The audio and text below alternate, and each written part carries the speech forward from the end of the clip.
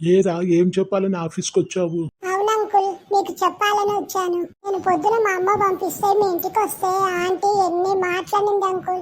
ఏ దానికి వచ్చావురా? మీ అమ్మ ఎందుకు పంపించింది? నా భార్య ఏమనింది? మా అమ్మ ఉప్పు కూరలోకి కరివేపాకు మీ ఇంటికి పోయి ఆంటీని అడిగి ఇప్పించుకరా అని చెప్పింది అంకుల్.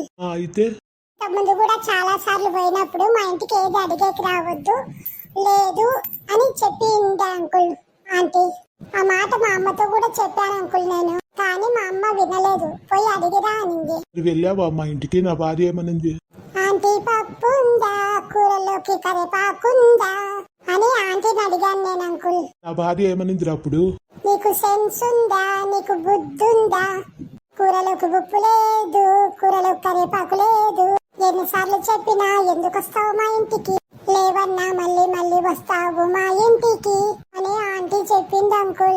మా అమ్మేమో తిట్టింది నన్ను, నువ్వేం అడిగావురా, మరసంగా పోయి అడుగుతున్నావా లేదా, ఎందుకు ఇవ్వదు, ఆమె మంచి మనిషి, నేను పోయి అడిగితే ఇస్తుంది కదరా అని మా అమ్మ నన్నే తిట్టింది అంకుల్. వరుసంగా పోయి ఆంటీ మా అమ్మ పంపించింది ఉప్పు కరివేపాకు కావాలి అంటే అని అడగాలి. అంతేగాని నువ్వు మా ఇంటికి పోయి నా భార్యతో ఉప్పు ఉందా, కూరలోకి కరివేపాకు ఉందా అని అడిగితే ఎలా ఇస్తుందిరా?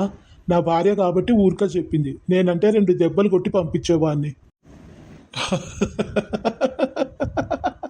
అవును అంకుల్, ఇంకొకటి అడగాలి అంకుల్ మిమ్మల్ని. ఏంట్రా చెప్పు. మీరు మళ్ళీ రెండో పెళ్లి చేసుకుంటున్నారంట కదా అంకుల్, ఆంటీ ఒప్పుకుందా అంకుల్? మీ అమ్మగారు ఉన్నారు కదా, మీ అమ్మగారు ఏమనలేదా అంకుల్? మా అమ్మ వద్దనే చెప్పిందిరా, నా భార్య ఒప్పుకోవడం లేదురా, బలవంతాన నన్ను ఒప్పించి రెండో పెళ్లి చేసుకోమని నన్ను ఒప్పిస్తా ఉందిరా.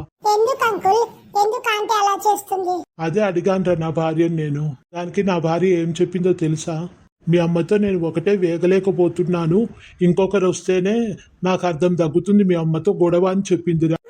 అలా చెప్పిందా అంకుల్? ఎవరన్నా ఇలా చెప్తారా అంకుల్? తన భర్తకు తన చేతులారే రెండో పెళ్లి కొప్పిస్తారా అంకుల్? ఏంటో ఆంటీ ఇలా చేస్తుంది.